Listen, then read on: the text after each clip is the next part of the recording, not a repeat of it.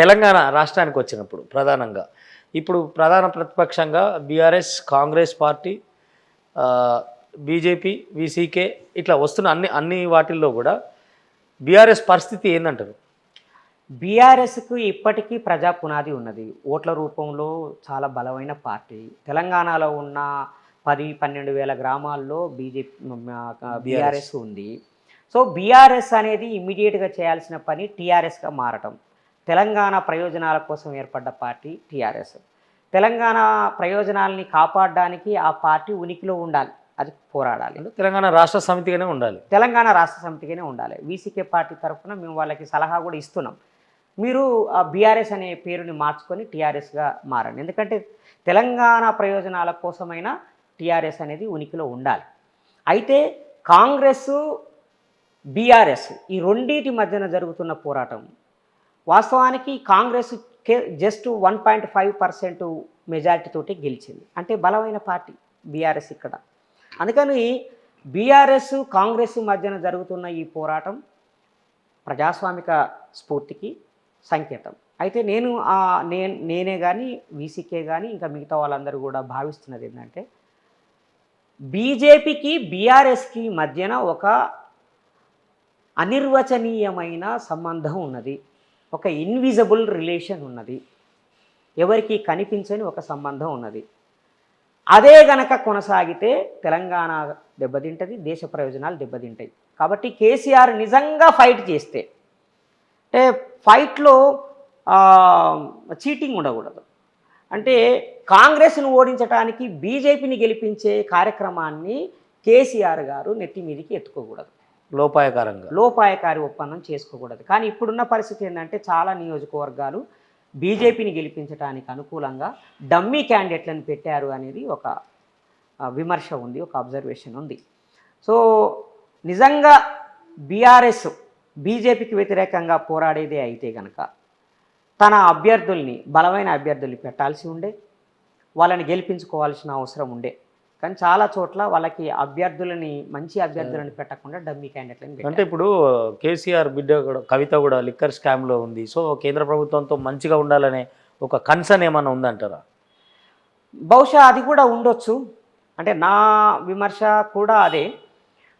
సడన్గా ఎలక్షన్స్కి ముందే కవితని ఈడీ అరెస్ట్ చేయటం వెనకాల, అరెస్ట్ చేస్తే 4 సీట్లు ఎక్కువ వస్తాయి మనకు అని బీజేపీ స్థానిక నాయకత్వం చెప్పటం, మాకు కూడా 4 సీట్లు పెరుగుతాయని బీఆర్ఎస్ భావించటం, దాని మూలంగా కవితను అరెస్ట్ చేశారని అనిపిస్తున్నది.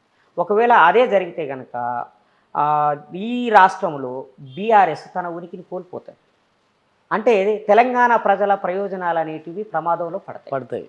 కాబట్టి తెలంగాణ కోసమైనా తెలంగాణ ప్రజలు బీఆర్ఎస్ని కాపాడుకోవాల్సిన అవసరం ఉన్నది. కాంగ్రెస్కు బీజేపీ ప్రధాన ప్రత్యర్థి కాదంటారా ఇప్పుడు తెలంగాణలోనా? కాదు.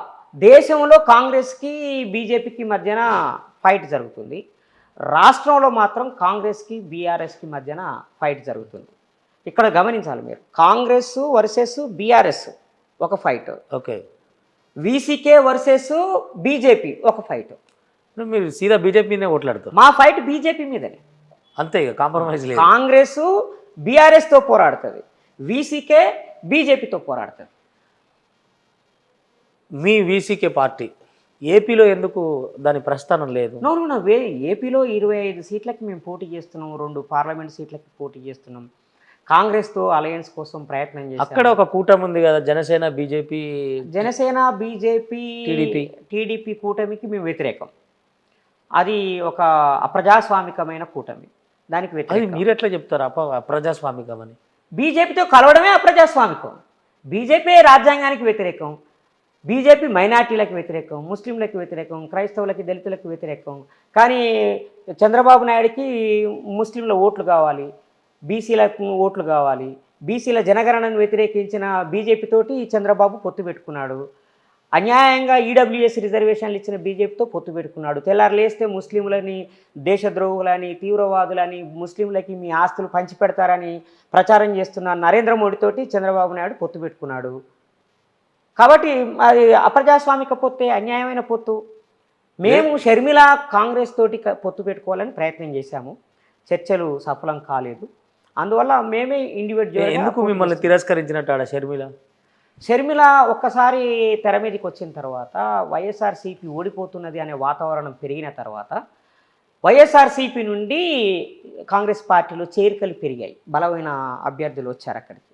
అప్పుడు మాలాంటి వాళ్ళని అకామిడేట్ చేసుకోవడం వాళ్ళకి ఇబ్బంది అయింది. చివరికి వాళ్ళు కమ్యూనిస్టులకు కూడా సీట్లు ఇవ్వడానికి వెనక ముందు ఆడారు. దాని మూలంగా కమ్యూనిస్టులు ఇండిపెండెంట్గా పోటీ చేస్తున్నారు, వీసీకే కూడా అక్కడ ఇండిపెండెంట్గా పోటీ చేస్తుంది. అందువల్ల ఆంధ్రప్రదేశ్లో గత 10 సంవత్సరాలుగా వీసీకే పార్టీ పనిచేస్తున్నది, ఇప్పుడు పోటీ కూడా చేస్తున్నది, నామినేషన్లు కూడా వేశారు. షర్మిలది జగన్ పంచాయతీ కూడా నిజంగా అంటే అది ఒక నాటకీయం అంటారా? రేపు పైన అంటే కేంద్రంలో ఒక పట్టు కోసం కానీ లేదంటే నిజంగానే కాంగ్రెస్ పార్టీ నుంచి అన్నను వ్యతిరేకిస్తున్న మాట వాస్తవమా? కాంగ్రెస్ పార్టీ జగన్కి వ్యతిరేకంగా ఆమె పోరాడుతున్నది వాస్తవం, కుటుంబ తగాదా ఉన్నది కూడా వాస్తవం. రాజకీయాల్లో అన్నలదమ్ములు కూడా ఫైట్ చేసుకుంటారు. అది రెండోది ఏంటంటే షర్మిల గారు మాట్లాడుతున్న సైద్ధాంతిక విషయాలు ఏవైతున్నాయో అవి చాలా ఇంపార్టెంట్. అంటే నరేంద్ర మోడీ గారిని చాలా సూటిగా ఆమె ప్రశ్నించింది, మీ వల్ల ఎన్ని పుస్తలతాలు తగిలిపోయినాయో తెలుసు మాకు అని. అవును, నిజమే. అది ఆమె చాలా అద్భుతమైన ప్రశ్నలు లేవనెత్తింది. అంటే బీజేపీ యొక్క విభజన రాజకీయాల్ని ఒక బాధ్యత కలిగిన ఒక నాయకురాలుగా ఆమె ప్రశ్నిస్తుంది. అంతవరకు ఆమె నిజాయితీని మనం నిజంగా అక్కడ కూటమి గెలుపు కనుక జరిగితే అంటే పవన్ కళ్యాణ్కి ఉపయోగపడుతుందా, లేదంటే బీజేపీకి ఎక్కువ ఉపయోగం ఉంటుందా, టీడీపీకి ఉంటుందా? నాకు అవగాహన ఉన్న మేరకు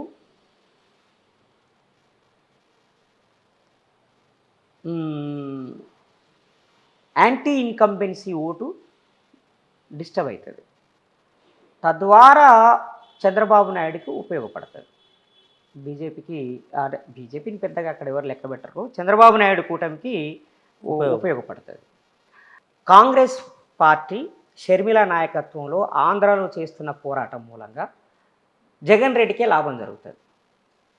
అంటే ఎక్కడి నుంచి, ఏ కోణం నుంచి మీరు? ఏ కోణం నుంచి అంటే ఇప్పుడు జగన్ వ్యతిరేక ఓట్లు చంద్రబాబు నాయుడుకు కొన్ని చీలిపోతాయి, షర్మిలకి కొన్ని చీలిపోతాయి. అప్పుడు గెలిచేది ఎవరు?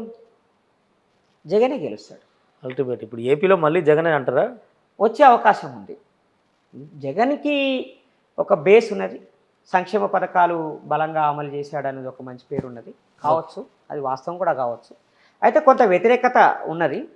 అయితే ఎప్పుడైతే చంద్రబాబు నాయుడు బీజేపీతో పొత్తు పెట్టుకొని నరేంద్ర మోడీతో కలిసి ప్రయాణం చేయడానికి నిర్ణయించుకున్నాడో అప్పుడు క్రైస్తవులు, ముస్లింలు చాలా తీవ్రంగా చంద్రబాబు నాయుడిని వ్యతిరేకిస్తున్నారు, దళితులు వ్యతిరేకిస్తున్నారు. ఓకే, దానివల్ల వైఎస్ జగన్ గారికి అది పాజిటివ్గా మారే అవకాశం ఉంది. సో వ్యతిరేక ఓట్లని కాంగ్రెస్ పార్టీ కొంత చీలుస్తుంది, అట్లాగే చంద్రబాబు నాయుడు కొంత పంచుకోవాలని చూస్తాడు. దాని మూలంగా చాలా తక్కువ మెజార్టీతోటి జగన్ రెడ్డి గెలిచే అవకాశం ఉన్నది.